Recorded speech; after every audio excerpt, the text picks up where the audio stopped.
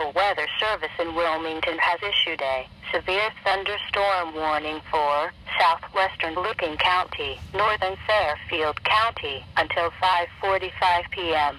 At 4:54 p.m., radar indicated a severe thunderstorm located near Etna, moving southeast at 15 miles an hour. Storm hazards include winds to 60 miles an hour. Locations impacted include Pickerington, Baltimore. In addition, Kirkersville, State Route 158 at State Route 204, Millersport, Carroll, Royalton, Thurston, Fairfield County Airport, and Dumontville are near the path of this severe thunderstorm.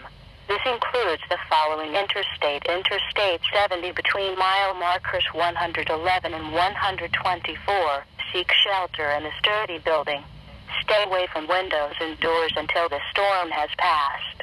To report severe weather, go to our website at weather.gov/ILN and submit your report via social media when you can do so safely.